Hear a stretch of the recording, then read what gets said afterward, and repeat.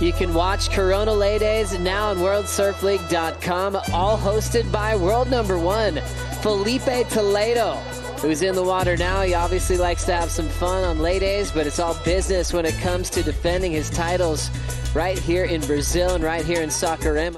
Nice little bowl on the takeoff. Climbs that white water in one final section.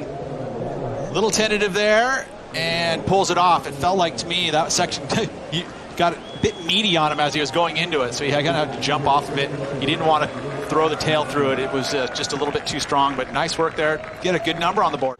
It's off back-to-back wins in Saquarema. Here goes Toledo's start, wearing bright yellow, signifying that he is number one in the world. Nice clean motion on the back end. Toledo carves it with authority right in the pocket. Late hit off that ramp, just showing how he can project at any time. Unfortunately, couldn't bring that one down. You can just take a look at it. He sets it up off the bottom. This one here didn't have a whole lot of opportunity when he got there, but as soon as you get to this point, look, he just always adjusting off the bottom just to get himself into that timing placement. This wave wasn't a great quality wave, so he knew that he needed to do something big here. Sets that up and goes just full lofty. That front foot got off. Great in Hawaii, charges representing Peru. Strider, let's talk about Peru in just a moment, because there's a lot of lefts that he's grown up on. Going for the corrupt. Ooh. And landing on the back of the wave. Tudela incomplete. And now Filipe's turn, heading right. Pushing through a first turn. The wave face not giving him too much, so he's got to get out of there. His first wave of 3.17 on that smaller left where he fell on the ramp. Now just a one maneuver and out situation for world number one. Filipe Toledo's signature fin with FCS. The fin has an air core to it, so super light, super responsive, but I'll let you take away with the action now. Having Filipe Toledo still enjoying this long stretched out left end section. He'll attack it with a backhand hack. Kaipo, the crowd's going nuts for Toledo. It is going absolutely nuts, and this is what they were waiting for. Oh, I love it. Right? Off like the bottom and belting that right? First turn. Strider, what'd you think? I think just pure control, power. He's got a beautiful glide back into it and finding himself enough speed to carry himself over to this next section.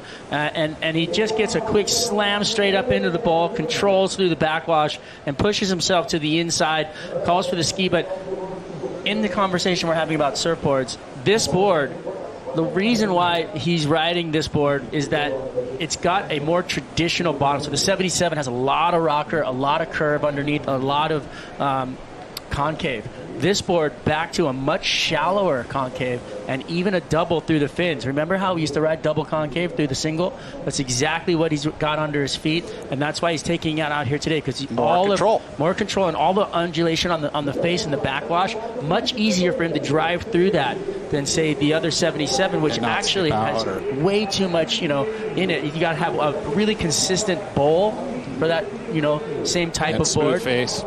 And this board, really faring well out here. Filipe Toledo getting his best score so far. First thing in the morning. Catching up with Filipe during the break. Here we go. Quick hit up into the lip. Nice sweep on the corner. You can tell he's just setting it up for the inside slam. Beautiful. Disconnects for a second from the lip line. Saw the board gliding through and really reconnecting. So sets up a quick vert hit, a little late to the party, but kept his flow right here.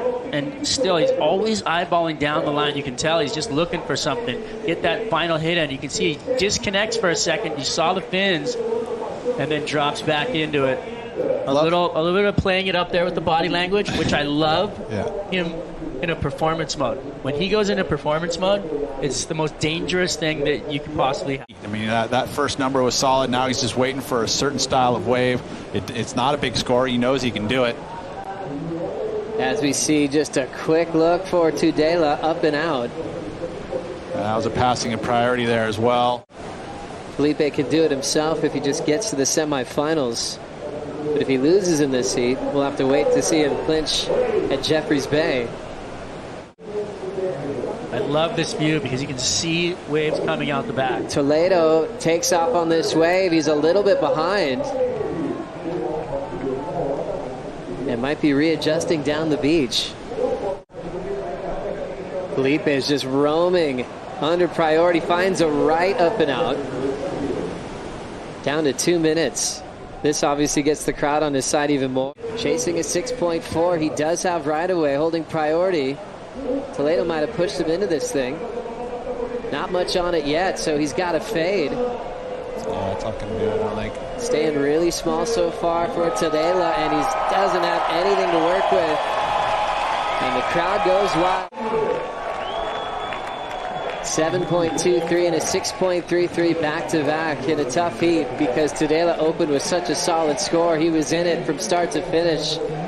Toledo moves on to the quarterfinals.